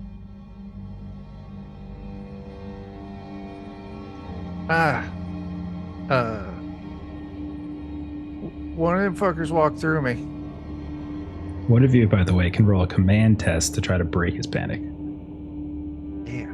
Someone save me, because I'm just doing what I'm supposed to. Okay, you know what? Fine. Thank Hey, you, Chuck. dipshit. Move. Else I'll tell them to eat you first. Okay, I can do that. Classic Jeremy. Hell yeah. No, you ain't going to tell them they're going to eat me first. The hell's wrong with The you? fuck I won't. I only got to be faster than you. You want to stand there like a moron? I'm scared, man. Listen, that was life or death right there. If I would have moved an inch, I would have declenched, and my Parker would have been ruined. Oh, is that how they possess you? The Space Ghost gets up in through that. You got pucker to keep the Space Ghost out. No, they just go for your parka. Oh, I thought you were saying the pucker. Like, No, that's my coat. My coat is called a parka. You can tell because it's got the floofy on the hood. yeah, you So- like floofy. I do. I look amazing. You do So look let's- amazing. let's- I agree. Let's take a moment. Yeah, if we could. We have discovered these space leeches. We've discovered the location. We've discovered the space ghosts. And we think we have a way to interact with their technology. Can that be replicated? As I turn to look at Michelle. Making the motions and the yelling at the door? I did it twice. I think that counts as replicating. That's good enough for me. So,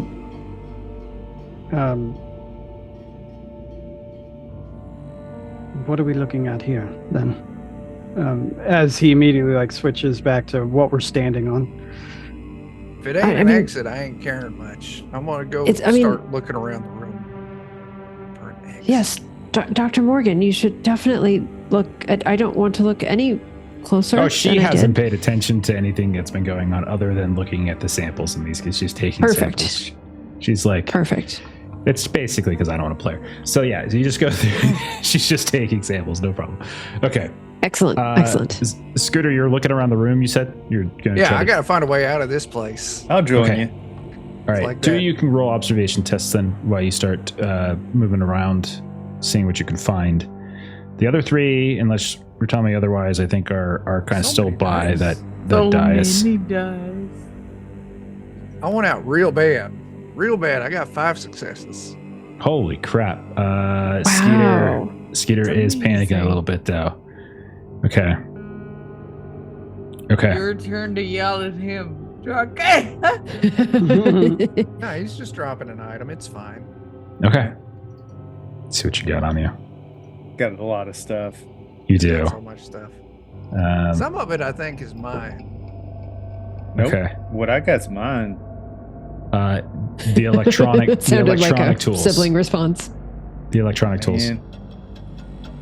Some Okay. are while you guys are moving about, looking. You're like everything's kind of frozen over here and there, but you're finding something. You're finding like kind of your ways out. I'll tell you, the two of you as you're moving about, when you get to kind of the northwest corner of the of this room that you're in, and the whole way when you pass by, you're past buying a second of these circular daises that seem to contain some kind of specimen. They're sort of specimen storage chambers, and you see some familiar creatures. Right, you can see what looks like. Michelle, you're moving. Are you moving? Oh, sorry. I was just so that I could just see a little bit. Sorry, it was just for my vision, not supposed for to RP. see. Sorry, You're not supposed to see. Okay. So, Skeeter and Scooter, you notice on this western circular dais that there are several of these intact, tall, cylindrical, containers, and there's all sorts of creatures in here. Now, likely Krish told you a little bit of a story about her encounter on the beach. I would imagine with a giant jellyfish monster. Lo and behold, you see in one of these containers this suspended in midair, being hung from some kind of apparatus that you can't see inside this tall cylinder, and it's kind of being hung by its tentacles, is this giant bulbous jellyfish creature. You don't see it moving, it's just there. When you shine the light, you get that reflection from the glass, from the container. It doesn't react, it doesn't move, but it is definitely translucent. You don't know if it's moving. You also see right next to it, it looks like something exploded inside of the canister. And you can see frozen inside of it are all these tiny bits of gook here and there. You don't know exactly what it could have been. All of it, again, is frozen. You see in one of them, there is this large vertical crack that goes down, and there's this like maybe about a 5 or 6 foot long shear of ice of glass that has kind of fallen over, and you can see the ice is kind of like creeped its way inside. And then you can see in one of them, there's all manner of like flowers, like these frozen kind of crystallized flowers that are all dotted around this like vine that loops around the inside, just spirals up here and there. And then you see in another one, there appear to be eggs on the ground. They're not very big, but they are very numerous. Inside a container? Yeah, this is inside one of these cylindrical containers, like up on the dais. Yeah. So like there's like on each one of these daises, there's at least like a dozen of these containers that, like, think of it like a clock, like, and then there's like space to move between them. And in one of them, you can see at the base of it, there's maybe 24 of these relatively small, pale blue eggs. They're about the size of like a cantaloupe.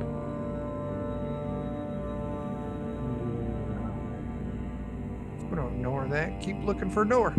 Okay. You do in fact find on the very western edge, there does appear to be some kind of chute.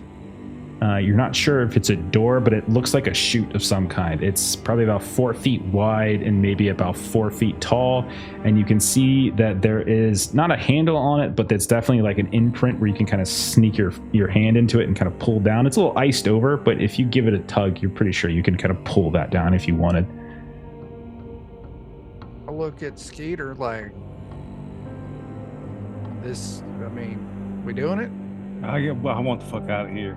Yeah, I'll go ahead and grab that thing and wrench it open. You wrench it open. There is this loud, echoing scrape of metal on metal that just cascades through the entirety of the chamber as you do so. And this horrifically foul air just whoosh right up in the two of your faces. Both of you roll a stamina test. Okay. It is the worst smelling thing you probably have ever smelled in your lives. I got 4 successes. Okay. Wow. Holy shit. Listen, Holy I've shit. slept in the same room as Skeeter for so long. I'm used to Don't Right you pass there. off on me. He who smelt it dealt it, some bitch. You who melted the blankets dealt it. Nah, I melted the blankets to trap you in there with your own shit. That was So- mean. I didn't know those were nylon blankets. Both of you managed to suppress the sudden and intense feeling of nausea that comes over top of you. And you look into it, and the exterior is 4x4. The interior is very much the same. It looks to be some sort of chute. And it kind of veers downward. It's very dark. You can shine your light into it, but it only goes down so far, and it just looks like the curve of that chute seems to kind of make it impossible to get all the, unless you crawl into it. I mean, this is a way to continue. It's not a door. Mm-mm. And it goes down. Like, if I kind of like hold on to the lead, like the frame, and kind of like peer in a little bit, does it like, are we talking like slide or drop? It is definitely slide. It's a high, like the angle is steep, but it's not like a vertical drop. No, it's a slide. You could also tell that it is a little bit tarnished, like whatever this is, like it's definitely tarnished. You could see like little caked on bits and pieces. It's not perfectly smooth. It's gonna be a bumpy slide. I mean, I don't like that. You do like that or don't like that? No, I don't like that. I want to go further in. I'm ready to get out. I think we've I agree made with it. you. I think this is an emergency like situation. Gotcha. So once the monster starts eating, you jump down the slide. Yeah. If the monsters are in the room and coming for us, we'll jump down the slide. Because you've seen their ghosts. They're like hella big. They're not going to fit in here. Plus, that place smells like that time you took It the dare to does. eat raw meat. That is true. I bet this thing may have been like a toilet or something. Like, Maybe. let's look for another door. Mm-hmm. Okay. So as you guys continue to look around, we'll cut back to the others. Krish, Michelle, Jack, you're still by that eastern dais with all the various specimen containers around. The Dr. Morgan is doing what she can. Anything that's already cracked open, she's taking a sample from, like the wolf. But some of these are still intact. You can tell are still intact. Every one of them, though, you can tell like ice has kind of come up, or at least has come out, and you can see like every one of these broken canisters, like one of those cables, those tendrils of ice has kind of come up through the seam or the crack in the outside of the glass, whatever it is that's kind of keeping these things inside. I'll say, Michelle, your panic has dissipated at this point as the three of you have taken a breather. What do you all want to do now? What are the three of you doing? Yeah, Michelle's been kind of just standing off in a corner, sort of doing little like calisthenic kind of things to try to like get herself kind of like grounded again. And then she kind of takes a deep breath and turns around. So we see these like apparitions moving around, but they don't seem to be doing anything about the ice. No, but the ice seems to be destroying the things in here. This is true. So with what we have here, with what we're taking in these tanks, would that be enough to satisfy your curiosity for now, Michelle? Well, I think we should keep looking.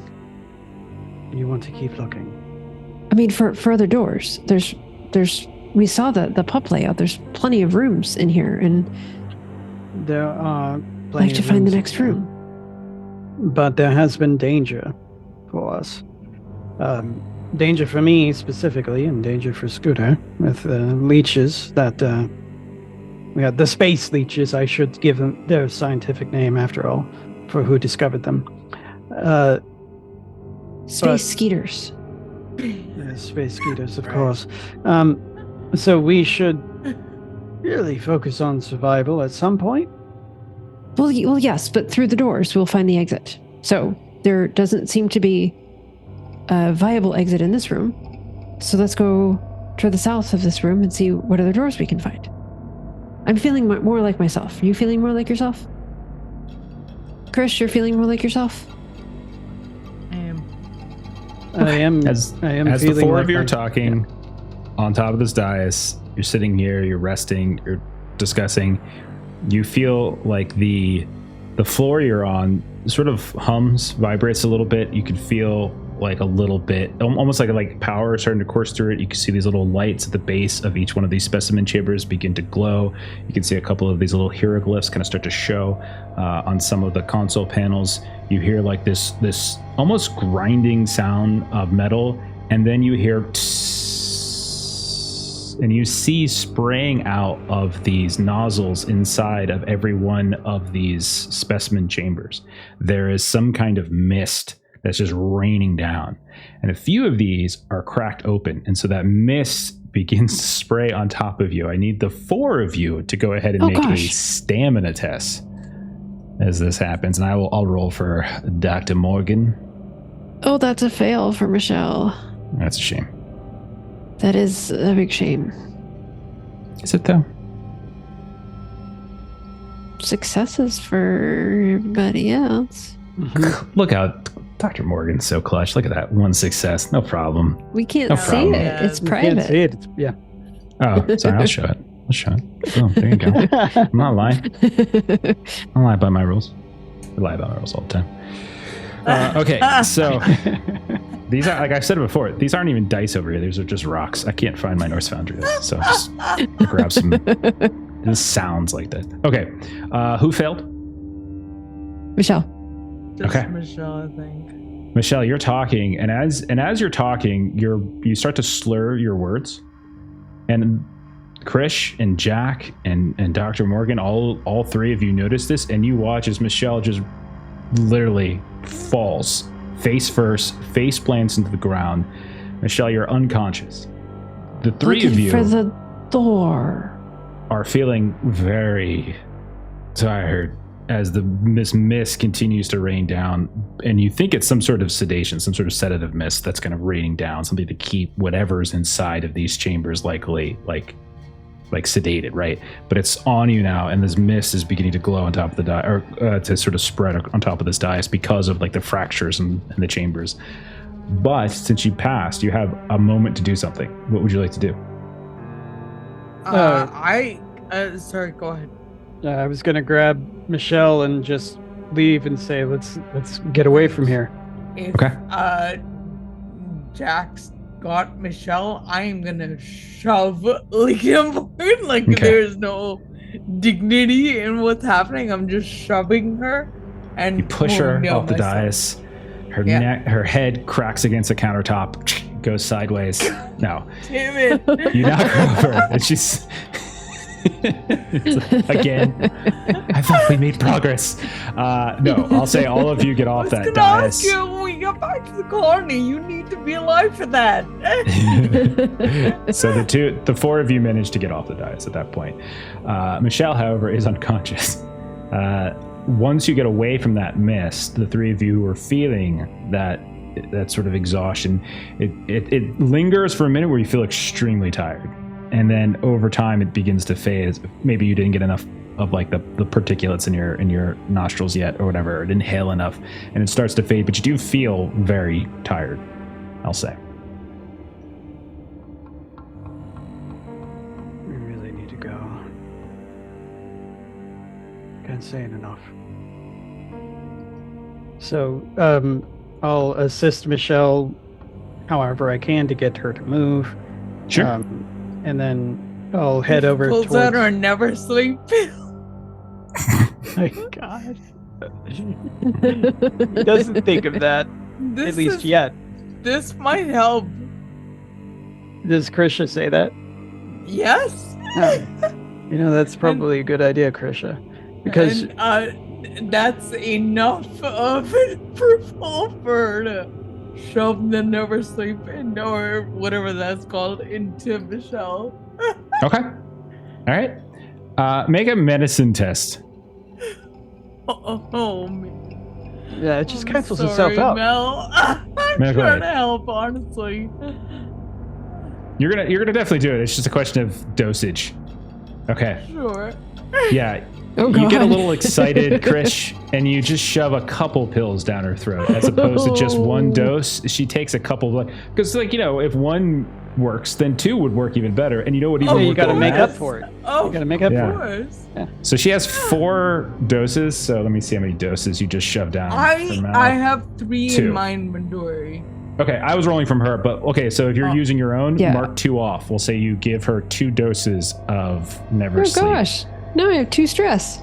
But the good news is that Michelle, you suddenly burst awake after you swallow it. You're stressed up, your heart rate is going just a mile a minute.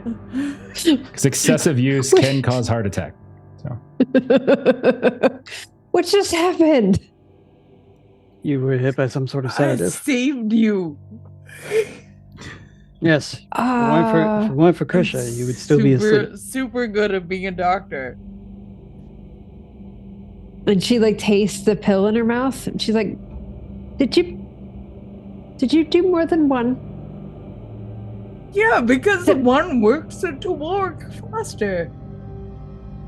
Oh, I'm not gonna sleep for days. Okay, you're looking for a door, We're gonna yes? sleep in here anyway, so We're looking for a door? fine. Door? okay, Door? go back to She's ski. just sort of like- yeah, you're just bouncing off the walls now. I will Yeah. say, Jack and Michelle, you fell over to the west side, whereas like Krish and Lena, you two fell over to the east side. On the west side, if you notice on the map, I'm gonna move over Krish just so it's visible. You can see like in the middle here, there are what appear to be like a series of coils of some kind. You can see like there are pylons, might be the better word for them, and you can see that each one of them, like some of them seem to be glowing like as if they have power, but very faintly. Like you keep getting the sense that there is this very faint bit of power functioning through the station. You've been able to occasionally interact with some of the tech, but it's like it's either there's not a lot left, or it's somehow like squeezed off, and you're not getting like a full flow of it, something like that. You're not sure. But you also notice like in the midst of them, there appears to be some kind of shelving unit of some kind. And you see stacked on top of them are these tablets, and some of them have spilled over onto the ground. Like it's not in great shape. Like I said, everything's in disarray. But you see these tablets. They're ovular in shape, and you can see that they are about the size of like twice the size of a laptop. Think of like a really big laptop. So they're a good maybe 3 feet in terms of height, and maybe about 2 feet in terms of width. And when you look at them, like the frame is whatever kind of common plasteel kind of metal that you're seeing periodically, but then you can see that the actual screen is that same kind of gelatin coating that you've seen elsewhere. And as you shuffle through them, Jack, maybe as you're getting up, like you fall on top of like a pile of them, and you can pick a few up, and every now and then one of them will bleep on. Like you can see it's like, and all of a sudden those same kind of cuneiform symbols that you've seen before, Jack, start to display here and there as if it's kind of waiting for input. And then once nothing comes, you see it fade off again.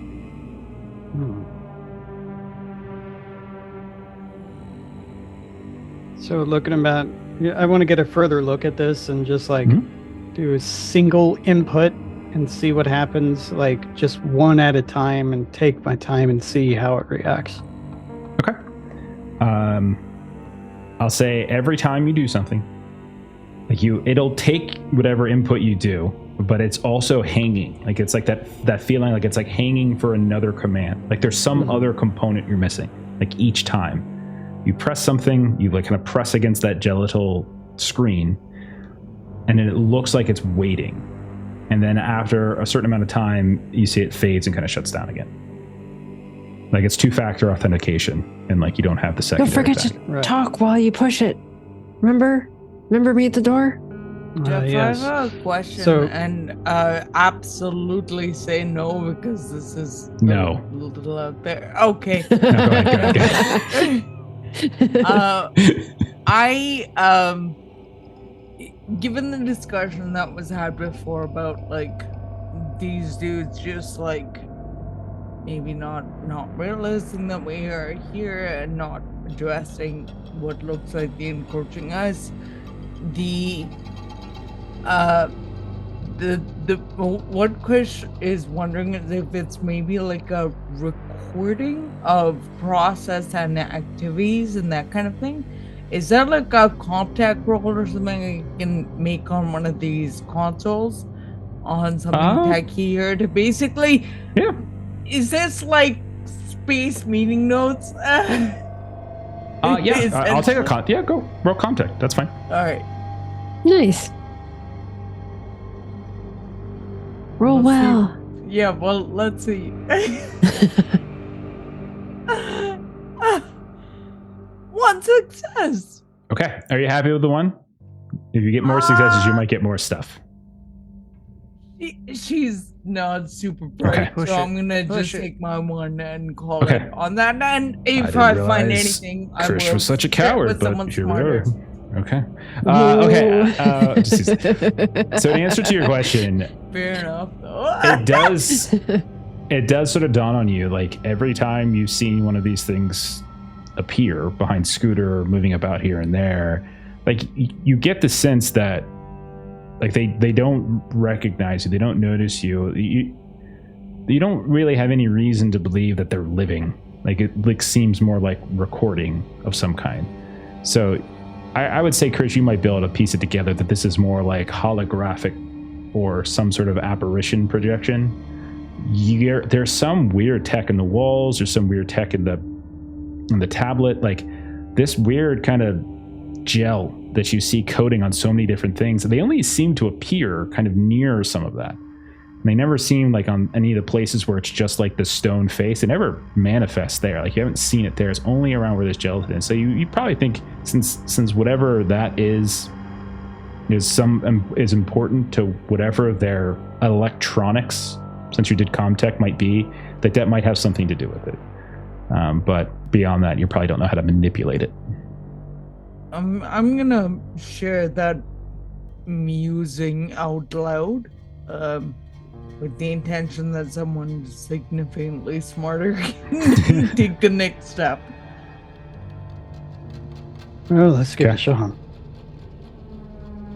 Okay. I mean, there's really nothing to do with it. Like you didn't learn how to do anything with it. You just kind of know that this might have some sort of recording properties or like memory gel or something like that kind of deal. Let's check in with the Skeeter duo. You guys have been searching for exits and entrances. I can tell you with great certainty that as you circle around the room and eventually weave your way back to the rest of the group along the southern portions, and you move about, you are quite confident that there were no other ways out of this room. So you know that in terms of exits that you've witnessed, exits that you've observed, there's the one you came from, that corridor. There's the pathway that Skeeter, you're pretty confident, goes back towards the hangar according to your pup data. And then there is the chute. That it's not a door, it's a chute. So you know it's not meant for like transport. Doesn't mean you can't go down it. Just means you know it's not a door.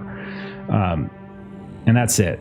And Skeeter, you know that in the corridor there is essentially an elevator shaft that you think the pup found a way into the shaft through that vent space above the elevator, and then kind of went down that vertical shaft, basically. So you know there's two more levels, but below this one, there's a secondary level, and then there's a tertiary level. That is what you have found. Sorry. So this is a dead end with an asterisk next to it, right? Mm-hmm. So why don't we head back to the room with the nod of ziggurat? And because there was another door that we saw in there next to some big faces and a electronic eyeball thing. We go check out that one, see if that door gets us any further. Sounds good. Back to the Notarot room. Then back to the Notarot room. Let's go get the others. We're right here. So, yeah, you find them in the middle of in this giant chamber. Like, you guys have gone past, again, this room, like this general sense that you're getting from this room is it seems to be some kind of biological lab.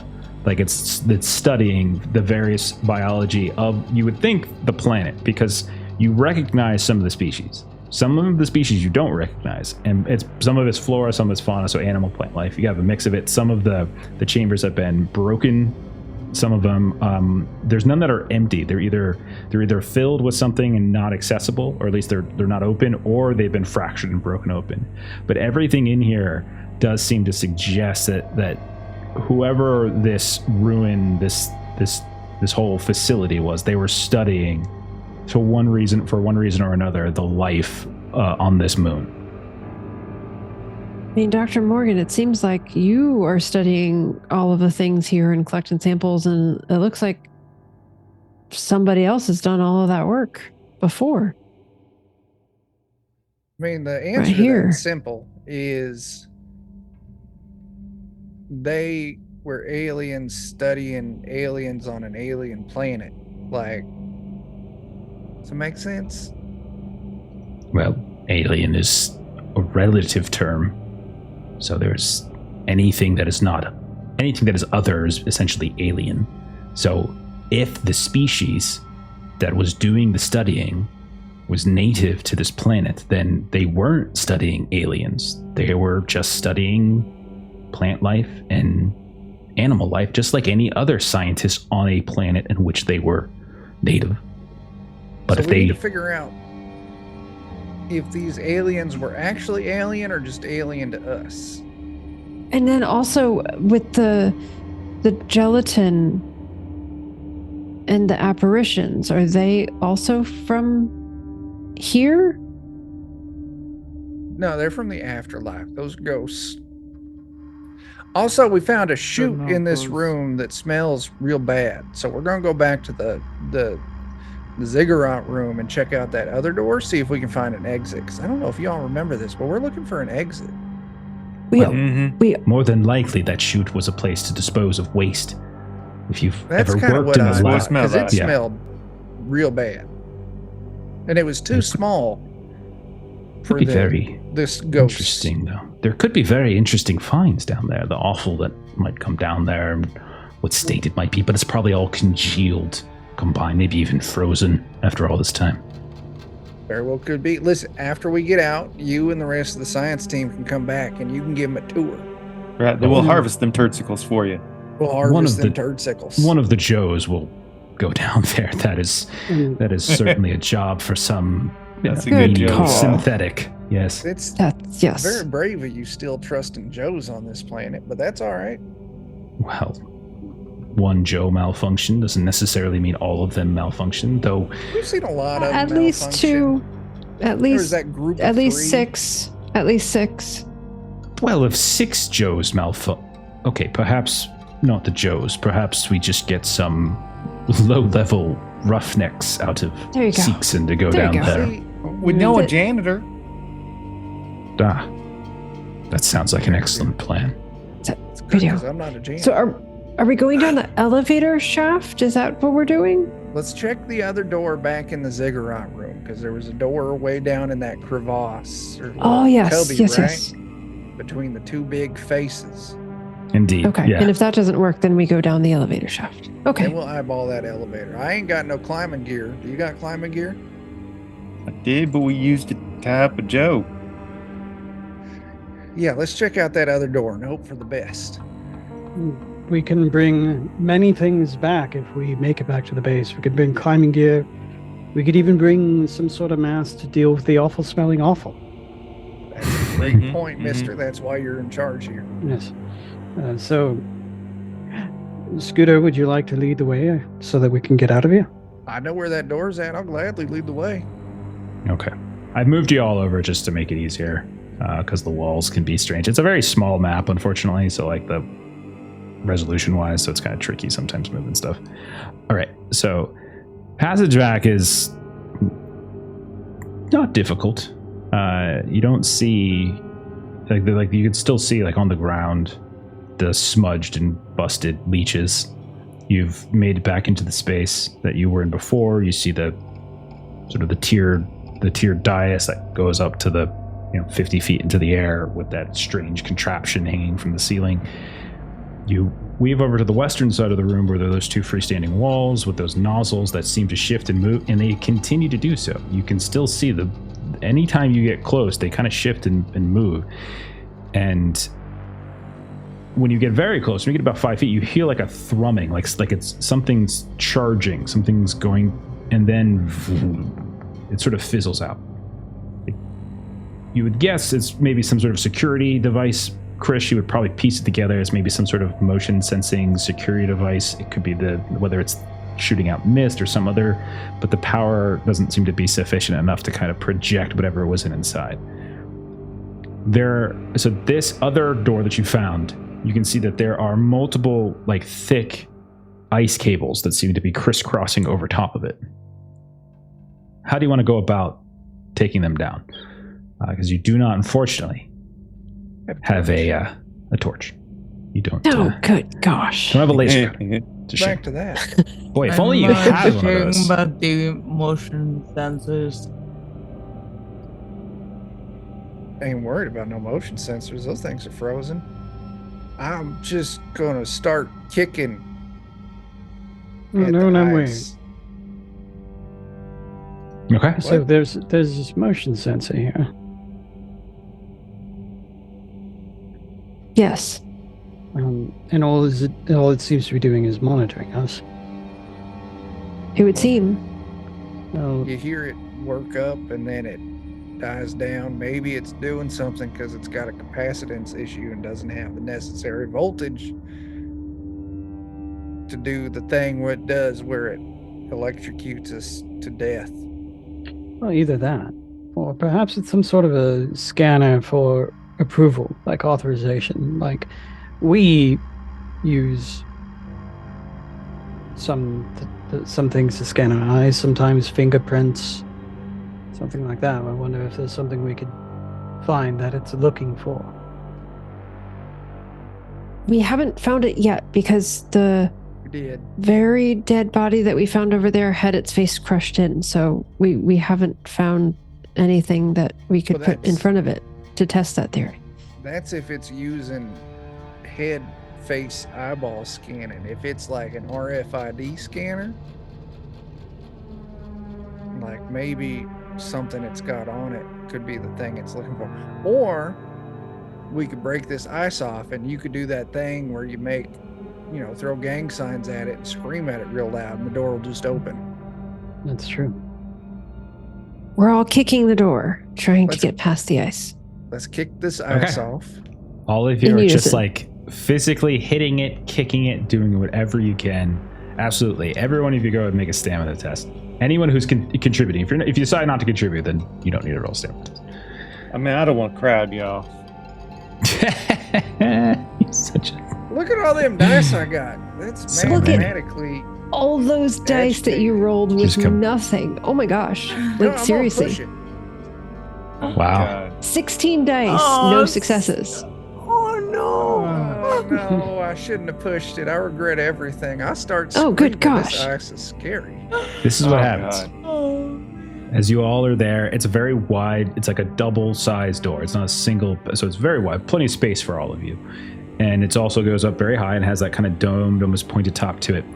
And you're all kind of slamming and kicking into it. And again, they're these thick, they're very thick cables. They're like 2-3 feet in sort of circumference, and they crisscross over top of it. And you're all just kind of hacking away at them. And they splinter and they fall, and you can see that just like any other ice. But then, at one point, Scooter, as like you are kind of smashing into it with whatever you have, maybe a wrench or something, you see it splinters a bit, and it almost kind of frays, almost like a Warner Bros. Cartoon where the shotgun kind of explodes. You just see like the fingers come out in different directions, and that's when one of those small little fingers of ice, which is probably at this point maybe 3-4 inches in circumference, shoots out, wraps around your neck, and yanks you down to the ground and begins to pull you against the wall as Scooter screams and screams. And we'll go ahead and we'll stop there and we'll pick up on that next Oh my time. gosh. Oh my gosh. Okay. Pucker! All sorts of Pucker! bad right there. Oh, it's puckered. It's puckered. Oh, good. You're fine. You're fine. Be great. It'll be Okay. great. It'll be great. There we go. If I die, I'll There we just go. come back as a working Joe. You know what sucks? This is just basically their bathroom. You guys are going to open it up and you're just going to see a bunch of Yeah. big, giant toilets. You're like, huh. Oh no. That Whoops. works. Yeah. The nozzles were just like disinfectant spray because they don't actually Mhm. wash their hands. They just disinfect everything when you come out. Yeah. Don't wash your Oh, hands, just God. disinfect everything. There's actually Exactly. an alien which we can't read. It's like, for space COVID directions to wash your hands frequently. Yeah. Exactly. Yeah. Just and then you have to like what? You have to sing happy birthday, like Mhm. Yep. Stuff like that. It's that All 24 right. second or whatever. A sign that lights up that says "Did not disinfect" if you Mhm. forgot to. All employees must wash hands. Something. Mhm. Okay. All right. So that's it for tonight. We'll be back in a couple of weeks. We'll see what happens to poor Scooter and whatever Chuck's new character is. Yep. And we'll open the door. We'll see what's inside. It'll be fun. Why don't we do some closing plugs and we'll get on out of here. So we will start with Chuck. Chuck. Well, that's me. Tell us about DOK, man. What's going on, man? Let's see. Today's Monday. Wednesday, we got some Night Below, the classic campaign. We're doing DCC for it. Nice. Friday, we've got Pathfinder 2nd Edition, my own homebrew campaign. And then that's it for the week. Some point this week on our YouTube, we're going to have the playtest of the next game I'm working on. And as it was described actively, you could see the regret on my face. It was that good of an episode. Just, yeah. You can just watch him wither a little bit inside. Yeah. It's great. Watch I like me it. die. Fantastic.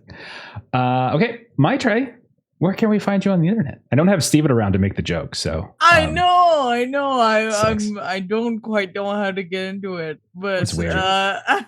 So basically what I do is I pretend like I'm throwing it to Steven, but I twist it over to my Trey. So I'll be like, all right, Adam, I think this is probably a really good time for us to listen to how my Trey can be found on the internet. And that's essentially what we do all the time. So he gets all excited and then bam, goes to my Trey. You would think by now I would stop finding it so fucking hilarious, but I don't. It's just funny.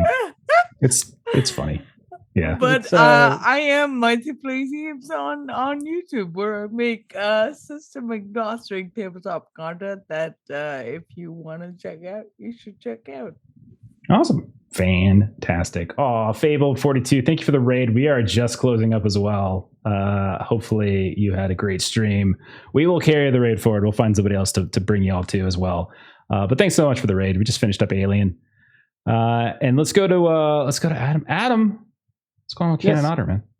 I just received a proof of the Teenage Odyssey book and saw an oversight that was made. So we need to correct it before we get the book out for purchase. So yeah, got another proof coming. And once we do that, then we're going to deliver to backers first, give them some time to have it because they backed us, and then we'll make it public and it'll be available for purchase.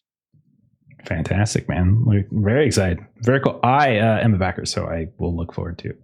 Chuck, you got to sign mine or something. Yeah. It's distributed through drive-through. That just means we'll have to go to Gen Con sometime when you're going, not this year, but perhaps next. And we'll sign it there. Yeah. I asked Adam a couple weeks ago, I'm like, you going to Gen Con? He's like, yeah, there's no really good reason to go. I'm like, okay, not to see and hang out with me. It's cool. Yeah. It's fine. Yeah, no good reason to go. No. But I got a bad case of the poor. Yeah, that's rough. That's rough. Seems to be going around. Yeah. Oh, goodness. All right. As for us here, what do we got next? Tomorrow night, Frontier Scum. Probably the conclusion, Steven keeps saying, but he's wrong. So, yes, come watch some Acid Western game last night. A lot of fun. Thursday, we should be back to Simber Room. You can see me, Jeremy, and Melissa in that. Friday, we got Warhammer 40k Wrath and Glory as we're nearing the end of that campaign as well. And then Saturday, Call of Cthulhu. We are still in Mexico City. Man, it's an ordeal. Everyone's basically on the verge of death. So it's pretty fun. Pretty fun. And then next Monday, Fragged. You can see most of the people here. We switch out Adam for Joe. And then in 2 weeks, we'll do some more Alien. But that's about it. We're going to go ahead and we're going to carry the raid forward. Again, thank you, Fable42, for the raid. If you haven't followed them, make sure you go follow them. We're going to raid Blackwater D&D because one of their tags says Canada, And my trade are Canadian, so this is. I assume you people are cool. You probably know them, right? I think all Canadians. Oh yeah, they're like next door. All right. Oh, perfect. All right, you can kind of walk into their stream. All right, have a good night, everybody. We'll see y'all later. Bye. Bye.